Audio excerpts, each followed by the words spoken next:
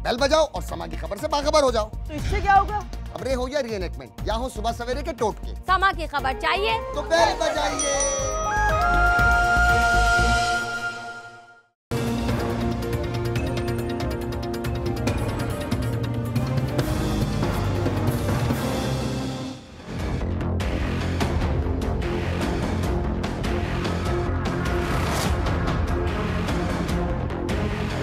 नवाज शरीफ ने अपनी करप्शन बचाने के लिए पैनामा के खौफ की वजह से इन्होंने ये पूरी डील की।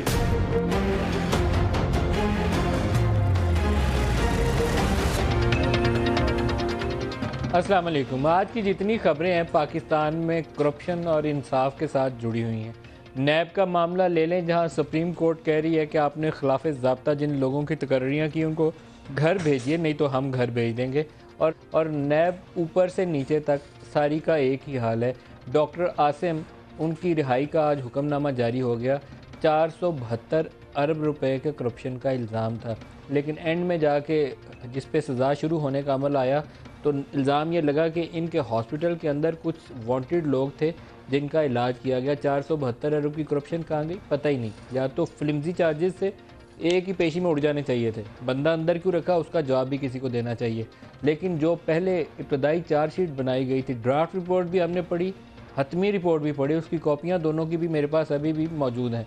उसके अंदर नैब के चेयरमैन से लेकर नैब के आला ओहदों के ऊपर मौजूद अशखास तक इल्ज़ाम ये था कि ये जो ऑयल एंड गैस सेक्टर के अंदर 1000 अरब रुपए की करप्शन का जिक्र किया गया था कि डॉक्टर आसिम ने उन लोगों के साथ मिल के की।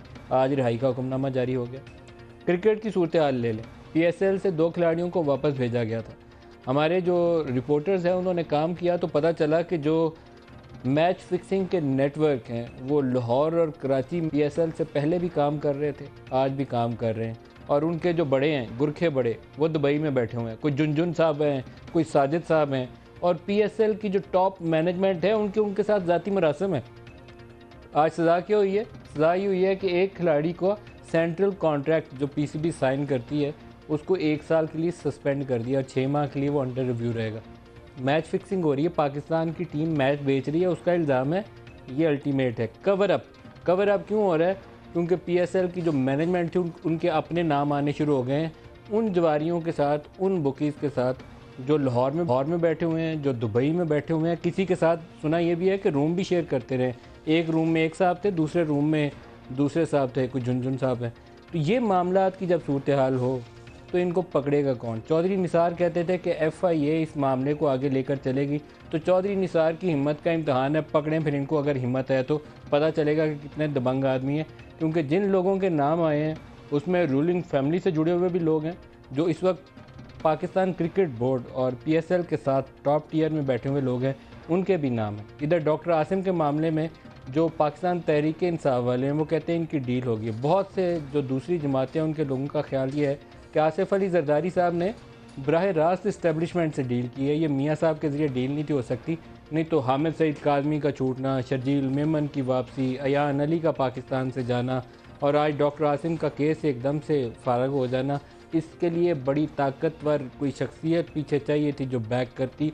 इल्ज़ाम यह है कि पीपल्स पार्टी ने बराह रास्त इस्टेब्लिशमेंट से डील की। ये इल्ज़ाम है, मेरे पास कोई सबूत नहीं है, इल्ज़ाम यही है इसके ऊपर। और उससे भी लास्ट एक और जो बड़ी खबर है उसमें भी इंसाफ की कमी आपको नज़र आएगी।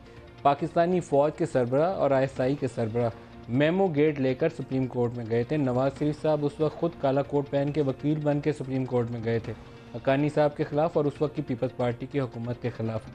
फिर पीछे रुक गए क्योंकि उन्हें शक हुआ कि ये कोई जनरल अहमद शुजा पाशा की बिछाई हुई चाल है, ये ना हो कि ट्रैप करते करते उनको भी लपेट में ले लें। लेकिन हुसैन हक्कानी ने अब एक आर्टिकल लिखा और उसमें कहा कि मैंने अमरीकियों को वीज़े दिए थे, CIA के लोग और जो स्पेशल कमांडोज थे वो पाकिस्तान आए और उसामा बिन लादेन को मारने में उन्होंने बड़ा वैल्यूएबल रोल अदा किया। जब हमने तहकीक को मज़ीद आगे बढ़ाया तो पता चला कि वो जो लेटर था वीज़ों के जारी करने के लिए, यूसुफ रज़ा गिलानी जो प्राइम मिनिस्टर ऑफ पाकिस्तान थे उस वक्त पाकिस्तान पीपल्स पार्टी के, उनके हुक्म से वो हुक्मनामा जारी हुआ हुसैन हक्कानी को एम्पावर करने के लिए, ऑथोराइज़ करने के लिए कि वो जिसको चाहे वीज़े दे दे। और सरताज अजीज़ साहब कहते हैं कि कोई 2700 के करीब वीज़े जो थे या 2500 के करीब जो वीज़े थे उस ख़त के जारी होने के बाद इशू हुए। और 400 वीज़े कहा जाता है कि फ़ौरन बाद, उस लेटर के इशुएंस के फ़ौरन बाद वीकेंड पे ही जारी हो गए थे। और वही लोग थे जो ज़्यादातर जिनका रिश्ता नाता जोड़ा जाता है, ये CIA से मुंसलिक थे या स्पेशल अमेरिकी कमांडोज थे जो पाकिस्तान के अंदर आकर क्या काम करते रहे वो ख़ुद हक़ानी साहब कहते हैं मालूम नहीं, क्योंकि हमारे दायरा कार से बाहर थे। ये 2-3 टॉपिक हैं जिनको हमने आज के में कवर करना है। और जो मेहमान शख्सियात हैं हमारे साथ इस्लामाबाद स्टूडियोज़ में, यार मोहम्मद रिंद साहब हैं पाकिस्तान तहरीक इंसाफ से, राना मोहम्मद अफजल साहब फैसलाबाद से PMLN से हमारे साथ हैं, नवाब वसान साहब पीपल्स पार्टी कराची से हमें ज्वाइन करेंगे, और इसके अलावा इरफान कादिर साहब फॉर्मर अटर्नी जनरल वो हमारे साथ हैं। सबको खुश आमदीद कहता हूँ। इरफान कादिर साहब आपसे आगाज़ करूँगा। ये तो इंसाफ में नाइंसाफ़ी ज़्यादा नज़र आ रही है हर मामले में। 3 खबरें बताई हैं, तीनों में इंसाफ की तलाशी हो रही है। मेरा ख्याल है हम लोगों की एक साइकी बन गई है कि हम बड़े खुश होते हैं कि जब किसी को कोई सज़ा मिल जाए या उसको कोई कैद हो जाए और कोई भी करप्शन का केस है, इल्ज़ाम लगे, तो हम सारों को कहते हैं कि भाई सब बड़े ख़राब हैं और फ़ौरन पकड़ तकड़ शुरू करते हैं। और एक पॉपुलर सेंटिमेंट बना हुआ था ख़ास तौर पे पिछले दौर में, जबकि हमारे इफ्तिखार चौधरी साहब जो थे वो कोर्ट को हेड करते थे, कि वो नैब के चेयरमैन को, नैब के ऑफिसर्स को बुला लिया जाता था और धड़ाधड़ लोगों के ख़िलाफ़ केसेस बनाए जाते थे। आज वो केसेस आप देख रहे हैं कि ख़त्म हो रहे हैं और एक्विटल्स में ख़त्म हो रहे हैं।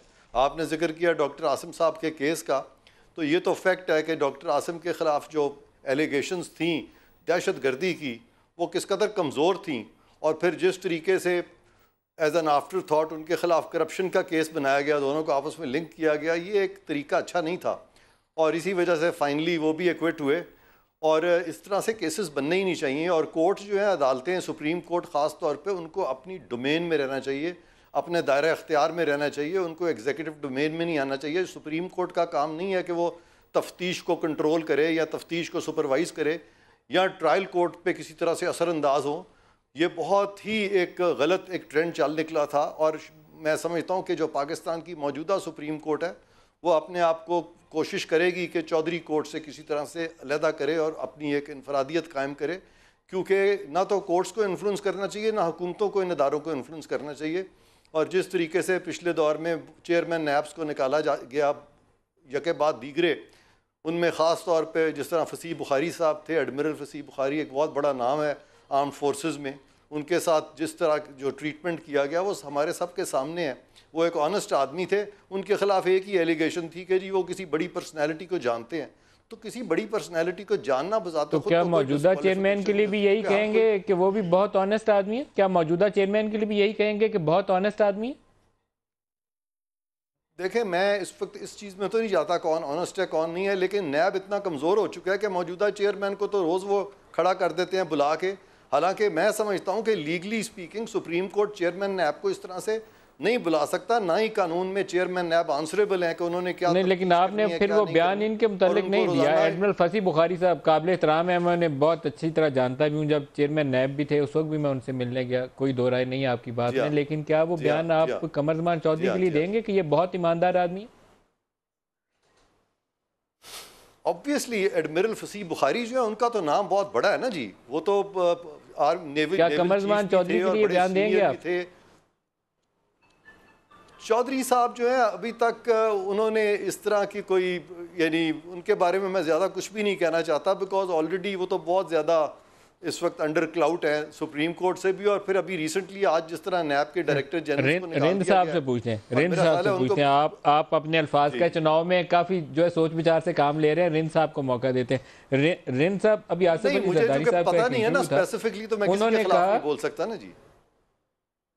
ठीक है, आसिफ अली जरदारी साहब ने कहा चेयरमैन नैब की क्या मजाल कि वो मेरे खिलाफ कुछ कर जाए। ये आसिफ अली जरदारी साहब ने इंटरव्यू में कहा, क्या मजाल इनकी। और प्राइम मिनिस्टर नवाज शरीफ ने कहा ये सियासी लोगों को हाथ डालते हैं, ये ना हो कि इनके जो पर हैं वो काटने पड़ जाए, हमें हिले नहीं आगे से चेयरमैन नैब। बिस्मिल्लाहिर्रहमानिर्रहीम। देखिए जी, ये दोनों के नामजद करता गवर्नमेंट और अपोजिशन के दोनों ने मिल के इसको नामजद किया है। जिस आदमी को नामजद किया है आपने देख लिया कि उस प्राइम मिनिस्टर के क्या कमेंट्स थे, लीडर ऑफ द अपोजिशन का जो हेड है उनके आसिफ जरदारी साहब, उनकी राय के मुताबिक उनको रखा गया। तो वाकई उसकी क्या हैसियत है, उसकी क्या ताकत है, क्या उसकी मजाल है कि वो आसिफ जरदारी और नवाज शरीफ के ख़िलाफ़ काम करे। आपने देख लिया ना, उसने एक दो मामूली सी केसेस में कोई नोटिस लिया तो प्राइम मिनिस्टर बमाए उनके छोटे चहीते भाई चीख पड़े और उनको प्राइम मिनिस्टर को सरे आम आके उनको धमकियां देनी पड़ी। तो ये मैं आपको बता दूं कि आगे ये महीनों के अंदर अंदर चौधरी साहब भी रिटायर हो रहे हैं और ऐसा ही एक और चेयरमैन नेब लाया जाएगा। आप मिसाल के तौर पे मैं तो इस्लामाबाद से इतना मेरा ताल्लुक नहीं है, आप बलूचिस्तान को देख लें। पाकिस्तान की हिस्ट्री नहीं, पूरी दुनिया की हिस्ट्री, इवन अफ्रीकन कंट्रीज़ में भी एक जगह पे एक इतना बड़ा कैश अमाउंट 73 करोड़ रुपए एक जगह पे हार्ड कैश कहीं से बरामद नहीं हुआ। लेकिन रईसानी के ऊपर 40 अरब की करप्शन का इल्जाम था, उन्होंने 2 अरब में हलाल कर दिया सारा कुछ। मोर देन दिस, इससे पहले उनके फाइनेंस मिनिस्टर थे, उससे पहले के चीफ मिनिस्टर सेक्रेटरी थे। ये फाइनेंस सेक्रेटरी जिसको पकड़ा गया है, ये एक मुल्ले का बेटा है, गरीब है, मिस्कीन है, इसलिए उसको उन्होंने जो है एग्जाम्पल बना दिया। अदरवाइज उस वक्त मिस्कीन आदमी से 2 अरब मिला है, रेंद साहब की कर दो पे। सर वो मिस्कीन है, मैं कहता हूं कि जो जोरावर है उनसे तो पूछते ना। उस वक्त के सिटिंग चीफ मिनिस्टर को, चीफ सेक्रेटरी को अभी 20 दिन हुए उसको रिटायर करके यहाँ नेब्रा का उसको अवार्ड दिया गया है और नेब्रा का मेंबर बना दिया गया नेब्रा का यहाँ पे, ताकि बेटे जो तुमने करप्शन की और जिस पॉलिसी पे तुमने बलूचिस्तान को चलाया, मुझे ये बता दें कि किस रूल्स के तहत है कि 1 लाख रुपया भी एक सेक्रेटरी और एक मिनिस्टर अपने ऑर्डर से नहीं निकाल सकता जब तक चीफ सेक्रेटरी उसका अप्रूवल ना दे। तो बड़ों को तो यहाँ बख्श दिया जाता है, पावरफुल लोगों को बख्श दिया जाता है, क्योंकि सिटिंग चीफ सेक्रेटरी, इससे पहले वहाँ का फाइनेंस मिनिस्टर, फाइनेंस सेक्रेटरीज, आज तक किसी को ने अपने हाथ डाला है। 850 अरब रुपए पिछले पीपल्स पार्टी के दौर में वहाँ पे बलूचिस्तान के अंदर करप्शन हुई है। 850 अरब रुपए एनएफसी अवार्ड के जो मिले हैं उसकी जाके करप्शन के आप तो जाके पूछें बलूचिस्तान में। राना अफजल साहब से पहले पूछते हैं, फिर वसान साहब से इन सारे बातों का जवाब लेते हैं। राना अफजल साहब, ये क्या मुकमुका है जी कि 3 साल से तो केस चला रहे थे, 500 अरब की करप्शन, 1000 अरब की करप्शन, शर्जील मेमन 5 अरब लेके चला गया, अब सारा कुछ एकदम से हज करप्शन, हामिद सईद काज़मी हाजियों को लूट लिया, अब सारा कुछ साफ हो गया। देखिए, मैं समझता हूँ कि ये बड़ी अच्छी चीज़ हो रही है। ये जो हंगामा पाकिस्तान में हो रहा है, ये पाकिस्तान के लिए बेहतर है। हमारी जो अपोजिशन पार्टीज़, जो मुतहारब सियासी जमातें हैं, वो एक दूसरे को जब इस किस्म के नंगा करती हैं और एक दूसरे के ऊपर चेक एंड बैलेंस रखती हैं, और इसी में मुल्क का फ़ायदा है। और ये क्योंकि जमहूरियत बड़े अरसे के बाद बहाल हुई है और ये बहुत बैकलॉग है करप्शन का, जिसके अंदर आमरीत का दौर भी शामिल है, ब्यूरोक्रेसी की अनकंट्रोल्ड पावर्स हैं, ब्यूरोक्रेसी अभी सियासी लीडरान के ताबे उस तरह नहीं है जो होना चाहिए। और इसी तरह से जो कुछ हो रहा है, मैं तो बड़ा खुश हूँ कि ये चीज़ें जो हैं, ये हमारे जब इधर के चोर भी पकड़े जाएंगे, उधर के चोर भी पकड़े जाएंगे, तो बेहतर लोग आएंगे आगे। और यही इसी तरह से जमहूरी रियासतें जो हैं दुनिया भर की, उन्होंने तरक्की की है। लेकिन पाकिस्तान में थोड़ा आज़ाद होता जा रहा है। आपने कहा इधर के भी चोर पकड़े जाएंगे, उधर के भी चोर पकड़े जाएंगे। हमारी इतला ये है कि मैं आपको मिसाल दे के बता सकता हूँ कि क्रिकेट के अंदर प्राइम मिनिस्टर हाउस से या प्राइम मिनिस्टर की जानिब से बराह रास्त वजारत दाखिला को दबाव डाला गया कि FIA की जो तहकीकात होनी थी, हथौला रखो, ये ना हो कि कुछ ऐसे नाम सामने आ जाएं जिससे हमें शर्मिंदगी का सामना करना पड़े। देखिए, मैं आपकी बात की तौसीक नहीं कर सकता, मेरे इल्म में ऐसी बात नहीं है। लेकिन सियासी पार्टियों के अंदर ये बात किसी हद तक दुरुस्त आप कह रहे हैं कि हम अपने ऐब छुपाने की कोशिश करते हैं। एक बात, सियासी पार्टियां जो हैं वो बहुत बड़ी जमातें हैं, उनके अंदर फ़ौज की तरह बंदा भर्ती होके नहीं आता, परेड नहीं इकट्ठे करते, 20 साल इकट्ठे एक बैरकों में नहीं रहते, एक आज़ाद किस्म के लोग होते हैं और उसके अंदर इस किस्म के लोग भी आ जाते हैं। और जब तक वो साबित नहीं होता उनके ऊपर, वो लोग जो हैं वो एक्सपोज नहीं होते। तो जमहूरी जो सेटअप है उसके अंदर ये थोड़ी सी जो फ्लेक्सिबिलिटी ज़्यादा है, और ये क्योंकि जमहूरी सेटअप पाकिस्तान में नया है, इसलिए ये चीज़ें बड़ी महसूस हो रही हैं। और मैं समझता हूँ कि पाकिस्तान बेहतरी की तरफ जा रहा है। आपके यहाँ मीडिया आपका आज़ाद है, मीडिया आज किसी को माफ़ नहीं करता, हमारी अदालतें ज़्यादा असर्टिव हो रही हैं, हमारी political party led by PTI वो हर किसी के ऊपर इतने इल्ज़ामात लगा रहे हैं कि पिछले 3 साल में उन्होंने इल्ज़ामात लगाए कि वो आज तक साबित कोई नहीं हो सका, लेकिन हर कोई डिफेंसिव तो हो गया। तो मैं समझता हूँ कि ये एक फेज़ है और इस फेज से जैसे ही हम गुजरेंगे नवाब हसन साहब से शायद पूछते बेहतरी की तरफ जा रहे हैं। नवाब हसन साहब, ये कैसी जमहूरियत है कि जिनके ऊपर सैकड़ों अरब रुपए की करप्शन का इल्ज़ाम है, 3 साल आप उनको रगड़ते रहे, नाक से लकीरें निकलवाते रहे और फिर पता चले नहीं जी अब डील हो गई है, सारा कुछ साफ़ सुथरा है, 2 के पाक साफ़ सुथरे हो गए। बिस्मिल्लाहिर्रहमानिर्रहीम। सबसे पहले कि जिस तरीके से ये प्रोग्राम पेश किया गया है कि सारी मतलब पाकिस्तान पीपल्स पार्टी करप्शन करती है और कोई करता ही नहीं है, और इस तरीके से ब्लेम लगाए जाते हैं, जिस तरीके से मतलब अफसोस हो रहा है इस बात पे। तो देखें, पाकिस्तान पीपल्स पार्टी ने जमहूरियत के लिए कुर्बानियाँ दी हैं, ज़ाहिर है कुर्बानियाँ दी हैं, और 3 साल हुकूमत में भी मतलब 3 मरतबा हुकूमत में भी रही है। तो देखें, ये ढकी छुपी बात नहीं है। आपको याद होगा जब आसिफ अली जरदारी साहब 10 साल जेल में रखे गए, जो नेब के केसेस बने उसके ऊपर, और जिस तरीके से वो केस चलाए गए और ख़ुद पेश होता रहा। डॉक्टर आसिम भी इस तरीके से हर केस में पेश होता रहा। अगर हमारा कसूर ये है कि अगर दुबई में अगर शर्जील मेमन हैं, वो पाकिस्तान आके केस का दिफा करते हैं तो ये डील है, अगर कोई करे तो डील नहीं है भाई। कभी देखें, आसिम को कितना अरसा हो गया, आसिफ अली जरदारी साहब को 10 साल हो गए, 11 साल जेल में रहा, उसके बाद भी आप हमारे ऊपर ये ब्लेम लगाते हैं कि ये हमने डील की है, हमने ये किया है, हमने वो किया है। पाकिस्तान पीपल्स पार्टी कभी भी इसी डील पे यकीन नहीं रखती। पाकिस्तान पीपल्स पार्टी सिर्फ है सिर्फ जमहूरियत। नवाब हसन साहब, मुझे वैसे ज़ाती तौर पर डॉक्टर आसिम से बहुत हमदर्दी है, क्योंकि डॉक्टर आसिम के ऊपर जितने सैकड़ों अरब की करप्शन का इल्ज़ाम लगाया था, अल्टीमेटली जब केस बनाया तो पता चला कुछ मतलूब लोग थे, उनके हॉस्पिटल में उनका ट्रीटमेंट हुआ, तो वो चीज़ें जो इब्तदाई तौर पर बयान की गई थी वो कहीं और ही गायब हो गई। लेकिन रिहाई नहीं होने दी जब तक उन्होंने चाहा। नदीम साहब, रिहाई आपकी तभी हुई जब आपका अरेंजमेंट तय पाया, तो उससे पहले किसी की रिहाई नहीं हुई। कोई शर्जील मेमन पाकिस्तान नहीं आया, कोई यान अली पाकिस्तान से बाहर नहीं जा सकी, कोई हामिद सईद काज़मी हज करप्शन से नहीं छूट सका। हुआ तभी है जब आपने मामला तय किए, फिर टप्पे लगे हैं, दिन रात टप्पे लगे हैं। नदीम साहब, नदीम साहब मुझे ये बताया जाए जो केसेस बने हमारे पार्टी के लीडरशिप के ऊपर, उसका मतलब आप क्या मतलब मुझे ये बताएं, कोई किसका एक साबित भी करे ना, कोई केस जो बना है, अगर कोई झूठे बना दे, जैसे सैफ रहमान ने आसिफ अली जरदारी साहब के ऊपर केस बनाए थे, वही सैफ रहमान आसिफ अली जरदारी साहब के पैरों पे गिर गया। हम चाहते हैं कि आसिफ अली जरदारी साहब की हुकूमत है, जिन लोगों ने झूठे इल्जाम लगाए थे उनको पकड़िए, आप कुटहरे में लाइए उनको। सर मैं नहीं, वो लाएंगे, जाहिर है, जिसने केसेस बनाए हैं वो आएंगे, कटहरे में आएंगे, क्यों नहीं आएंगे? आप क्यों कुछ नहीं करेंगे, हमारे पार्टी मैं बता रहा हूँ आप कुछ नहीं करेंगे, बदनाम किया गया, पार्ट ऑफ द डील आप कुछ नहीं करेंगे। नहीं, हम नहीं, डील पे आप जो भी कह लें, डील पे हम यकीन नहीं रखते। हमने असूलों की सियासत की है और करते रहेंगे, चाहे हमारे लिए कौन से प्रॉब्लम आ जाए, आज आने दो। पाकिस्तान पीपल्स पार्टी डील पे यकीन नहीं रखती। हाँ, नहीं, कभी इस चीज पे यकीन नहीं रखती। हम चाहते हैं ये केसेस हाँ चले, ऐसे मैंने पहले ही कहा ना, ऐसे ना हो कि कोई और कटहरे में आ जाए जैसे सैफ रहमान पैरों पे गिर गया था।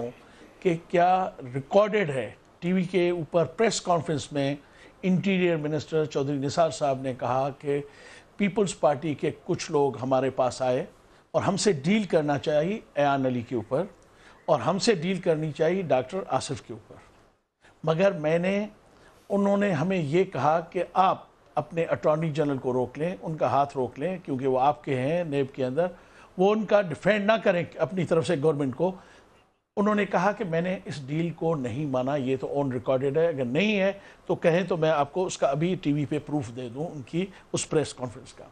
मुझे ये बता दिया जाए कि अयान अली जो गई हैं, अभी डॉक्टर साहब पे 470 या 72 अरब रुपए का केस था, तो आया पीपल्स पार्टी के ऊपर जो ये एलिगेशंस लगे, इल्ज़ामात लगे, तो वो कहाँ गए? सिर्फ 2 पेशेंट्स को या क्रिमिनल्स को हॉस्पिटल में इलाज हुआ, 480 अरब रुपए के केसेस का क्या हुआ? मैं ब्रेक ले लूं, ब्रेक करीब आ गई है। अयान अली के केस में आपको एक बैकग्राउंड बताऊं कि उनके ऊपर इब्तदाई जो इल्ज़ाम था वो मनी लॉन्ड्रिंग वाला था और करेंसी स्मगलिंग के ऊपर इल्ज़ाम था। एयरपोर्ट के ऊपर $500,000 पकड़े जाएं किसी से, तो ये मजाक की बात नहीं होती है। और किस तरीके से वजारत ख़जाना को कौन सा पैगामात लेकर जाते रहे और किस तरीके से प्राइम मिनिस्टर हाउस को और वजारत ख़जाना को इन्फ्लुएंस किया गया, ऑन एयर नाम नहीं लूँगा, लेकिन ये सारी चीज़ें फैक्ट्स का हिस्सा है। वजारत ख़जाना की लॉग बुक चेक कर लें तो आपको बहुत सारे नाम ऐसे सामने आएंगे कि लोगों को बहुत शर्मिंदगी का सामना करना पड़ेगा। मैं एक ब्रेक ले लूँ, इससे आगे नहीं बताऊँगा, हमारे साथ रहिए।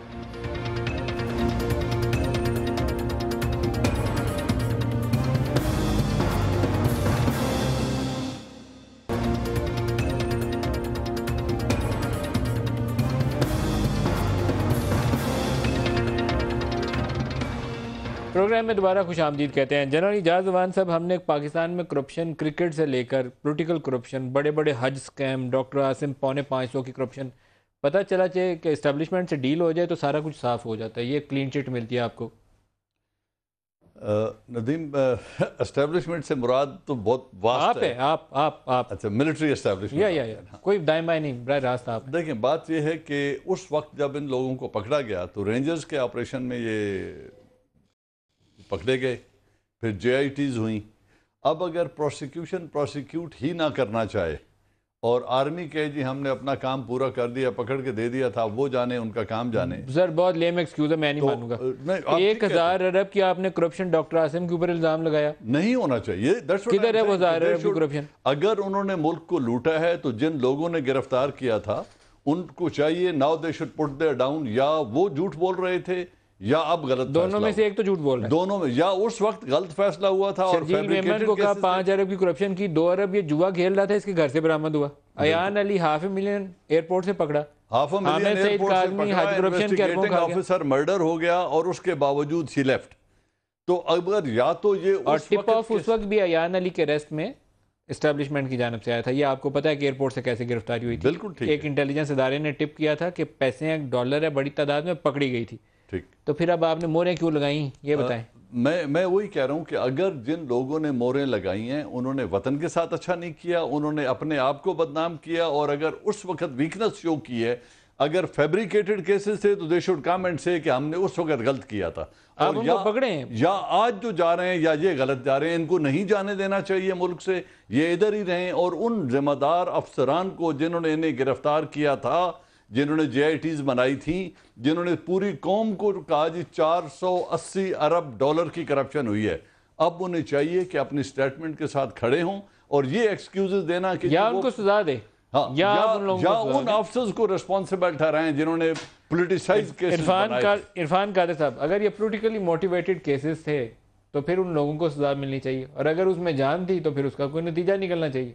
हम तो ये अखबारों में पढ़ते रहे हैं कि जी वो मनी लॉन्ड्रिंग कर रही थी और मनी लॉन्ड्रिंग का केस है।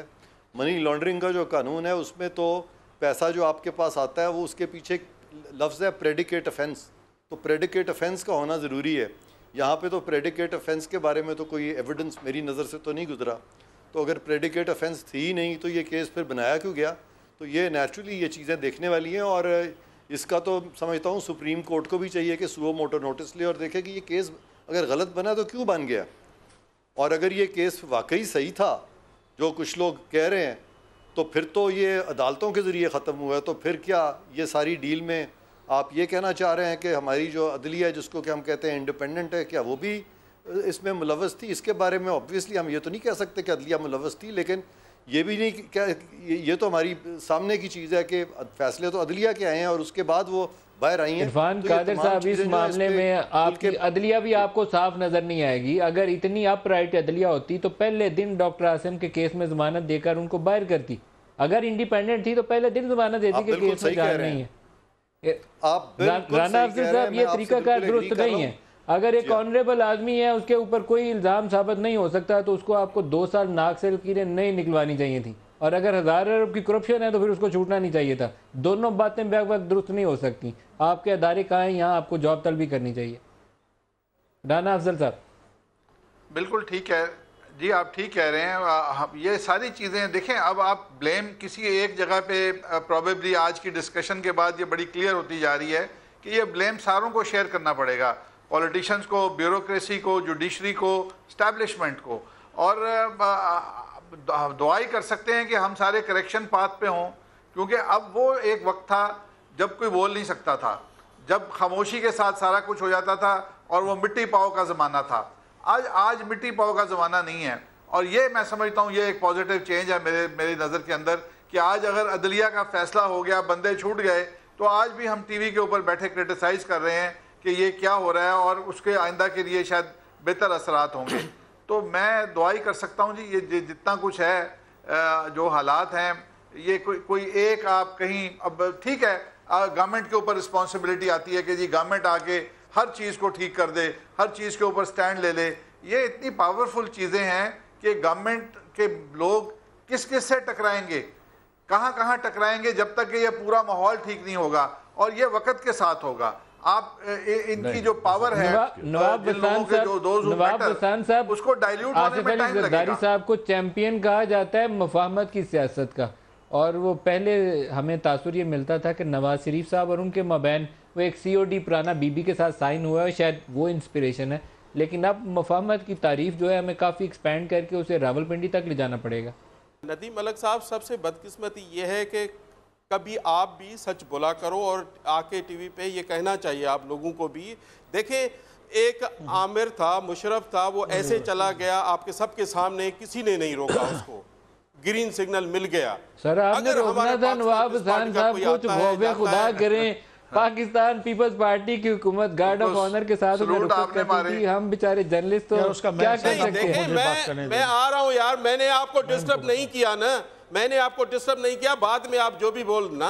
देखें, एक मुशर्रफ चला जाता है मुल्क से, एक अयान अली का नाम आता है, एक शर्जील का नाम आता है, आसिम का आता है। देखें, ये जो केसेस आपने बनाए हैं, देखें ये तो इनको तो जाहिर ही है कानून के कटड़े में तो इन लोगों को आना चाहिए, जिसने गलत केसेस बनाए और गलत झूठे मुकदमात पाकिस्तान पीपल्स पार्टी के ऊपर बनाए। आप मुझे बताओ, क्या पंजाब में करप्शन नहीं हुई? क्या KPK में करप्शन नहीं हुई? जो लोग कह रहे हैं कि करप्शन किधर नहीं हुई, आप बलोचिस्तान की हालत देखें, KPK की देखें, पंजाब की देखें, सारा यही है। अगर नेब काम करे सिंध में वो सही है, अगर पंजाब में करे तो वो गलत है। अगर FIA सिंध में काम करे वो सही है, अगर पंजाब में करे तो गलत है। ये कहाँ का कानून है? ये कहाँ का इंसाफ है? सिर्फ सिंध के लिए है सब कुछ।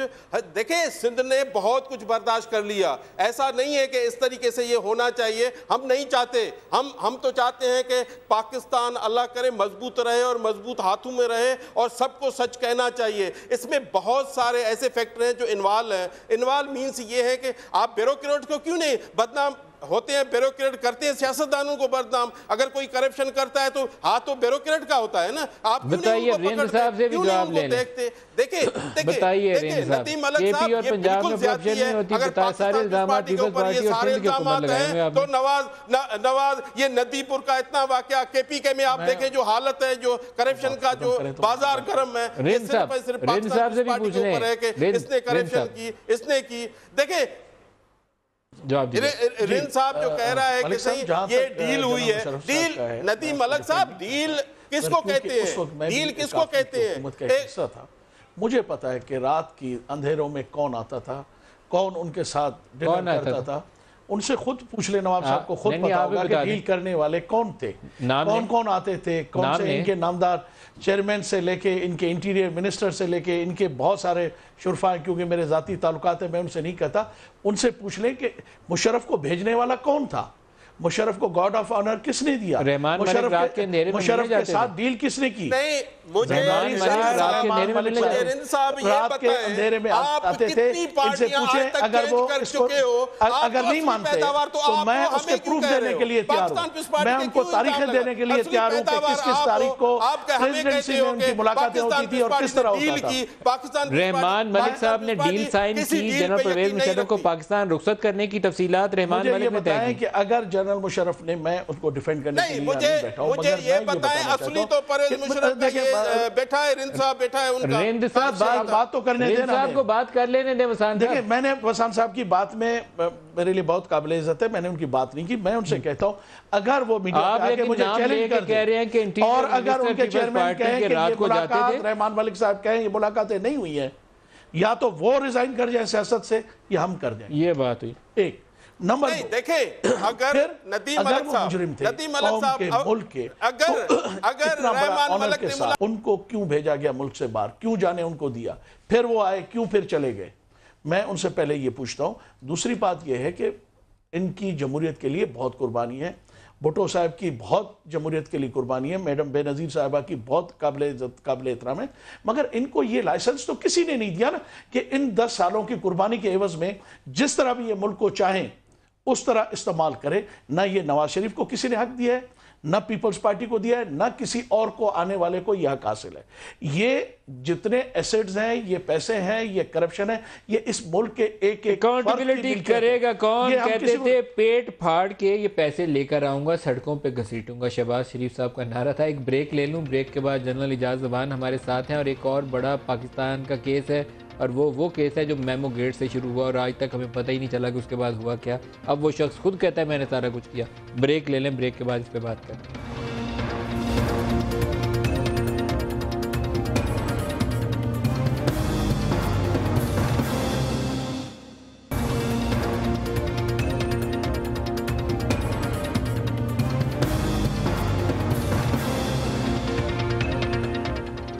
Welcome back. मेमो गेट में नवाज शरीफ साहब से लेकर आर्मी चीफ और ISI के सरबराह सारे सुप्रीम कोर्ट में गए थे। कमीशन बना था जिसे जस्टिस फायद ईसा जो अभी सुप्रीम कोर्ट के जज हैं वो हेड करते थे।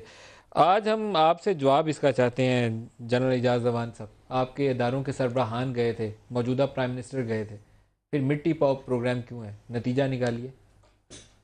देखें, जो कुछ उन्होंने पॉइंट आउट किया था वो दुरुस्त था और आज सारी कौम ने देख ली है कि जिन खदशात का उस वक्त इजहार किया गया था वो दुरुस्त निकले। तो दैट इज गुड इनफ। हमें पता चल गया कि वो खदशात दुरुस्त है। वो खदशात दुरुस्त थे। जो कुछ उस वक्त कहा गया था वो आज दुरुस्त साबित हुआ है।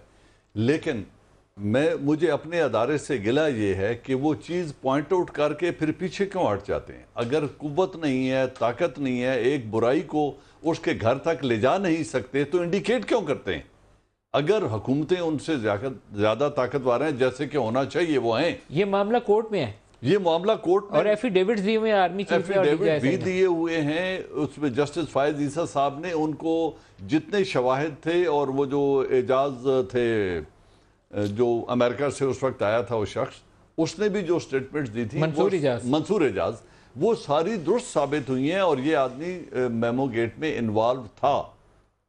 अभी इन्वॉल्वमेंट प्रूव हो जाने के बाद अगर उस वक्त का प्रेसिडेंट और प्राइम मिनिस्टर उन्हें अपने घर में ठहराते हैं और अपने एस्कॉर्ट में छोड़ के आते हैं और कोर्ट से छुट्टी लेके देते हैं, ये तो फैक्ट्स हो गए ना जी। अब तो उसने मुंह से मान लिया, अब क्या करना चाहिए?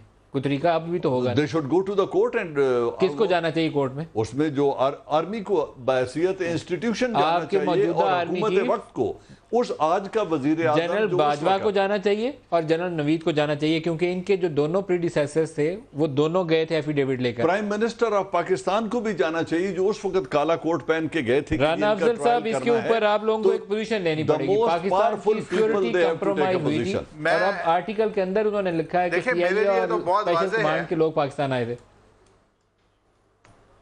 मेरे लिए बहुत वाज़ेह है कि अगर CIA के लोग यहाँ आते हैं और वहाँ से वीज़ा इशू होता है और यहाँ से उस वक़्त की जो प्रिंसिपल सेक्रेटरी थी वो लेटर लिखती हैं, तो जब वो पाकिस्तान में पहुँचती हैं तो यहाँ भी एजेंसियाँ थीं, उनका भी रोल था। वो क्या कर रही थी? उनकी अकाउंटेबिलिटी करें सर, उनकी अकाउंटेबिलिटी करें। ये बहस थोड़ी है, इसकी अकाउंटेबिलिटी करें। जिनको नहीं पता था उनकी अकाउंटेबिलिटी जो थी, देखिए मैं समझता हूँ कि हमारा एक कोई अच्छा माजी नहीं है इस मुल्क के अंदर। जमहूरियत अगर हिंदुस्तान की तरह 50-60 साल से 70 साल से चली होती तो शायद आज कोई बेहतरी होती। हमारे यहाँ ये जो अंदर बाहर होते रहे हैं हम लोग, ये उसका नतीजा है कि पावर सेंटर्स जो हैं वो इतने ज़्यादा हैं कि मुल्क जो है वो गिरवी हो गया है। अब इनको तोड़ने के अंदर आपको टाइम लगेगा और हमें अपनी कोशिश जारी रखनी चाहिए, बेहतरी करनी चाहिए, ट्रांसपेरेंसी लानी चाहिए। राना साहब, फिर आपका ख्याल है कि इस मामले को इन्वेस्टिगेट करने की जरूरत नहीं है, इस पे मट्टी डाल दी जाए? देखिए, मैं ये नहीं कहता, लेकिन आपकी प्रायोरिटी आगे का काम होने चाहिए। पिछले कामों के ऊपर आप करते रहे इन्वेस्टिगेट, सब कुछ करें, पकड़ें, सजाएं दें, लेकिन आपका थ्रस्ट जो है, आपका नेशनल थ्रस्ट वो आगे की तरफ होना चाहिए। अगर इन 4 साल के अंदर बेटर गवर्नेंस है और इन 4 साल के वैसे अंदर करप्शन आगे नहीं हम हुई, तभी तो बढ़ेंगे मैं अगर समझता हूं हमें आगे इंसाफ के देखना साथ चाहिए। चलेंगे। वैसे आगे बढ़ने का और कोई रास्ता होता है नहीं रिंद साहब। जो लोग कसूरवार हैं, आप चाहे सही वो कह रहे हैं, फौज से लेकिन हैं, मुल्क को ISI खड़ा से हैं, करके वो आप- सैन कानी हैं, किसी पोलिटिकल पार्टी से हैं, जो कसूरवार है उसको अकाउंटेबिलिटी होनी चाहिए, सजा मिलनी चाहिए। मैं कहता हूँ कि 100% देखिए मैं आपसे और बिल्कुल आज इत्तेफाक करता हूं, इस लेकिन केस मुल्क को को खड़ा करके परसों आप मौजूदा पुराना आर्मी हिसाब चीफ शुरू कर देंगे तो और वो बात नहीं DG बनेगी। ISI को आज दोबारा अदालत में जाना चाहिए कि हमने वो जो स्टेट लिया था, हमने जो बात कही थी, वो खुद एक आदमी ने अपने आर्टिकल में, और उसको ओन कर रहा है वो आज तक कि जो मैंने कहा है सही कहा है। तो आज की हमारी जो इस्टेब्लिशमेंट है वो क्यों खामोश बैठी है, किस वजह से बैठी है? एक मुल्क के अंदर ये सैकड़ों लोग आए, फिर उसके अलावा यहाँ इस मुल्क के अंदर कितने इदारे हैं हमारे, कितने सिक्योरिटी के इदारे हैं, वो क्या कर रहे थे उस वक्त? उनको भी रिस्पॉन्सिबल ठहराया कोई गया। अकाउंटेबिलिटी और- करेगा तो जवाब मिलेगा ना जी। One liner closing remarks. हुकूमत वक्त एंड अदारे दोनों रिस्पॉन्सिबल हैं। They should go to the court और इस केस को रीओपन करवाएं, और इसके ऊपर बहुत क्लियर शवाहिद आ हैं जो अभी तो मीडिया पे भी आ रहे हैं। एबटाबाद जो केस यूसुफ रजा गिलानी का खाता आ गया सामने, उनका खत आ गया, सरताज अजीज साहब ने सेठी का तस्दीक खत कर दी है। सामने आ गया, इसकी कन्फेशन सामने आ गई है, पूरा वीजाज का रिकॉर्ड सामने आ गया, और उस लेटर को एक दिन में सैंक्शन किया गया, और 887 वीजा सिर्फ जुलाई में इशू किए इन्होंने, and without any referring back to Pakistan. उस लेटर में लिखा हुआ है कि आप पाकिस्तान को रेफर बैक ना करें, जनरल वहां से इजाज issue जवान कर दें। साहब, यार मोहम्मद रिंद साहब, राना मोहम्मद अफजल साहब, नवाब अजहान साहब, इरफान कादर साहब, सबका बहुत शुक्रिया। आज के लिए इतना ही इजाज़त दीजिए। खुदा हाफिज़।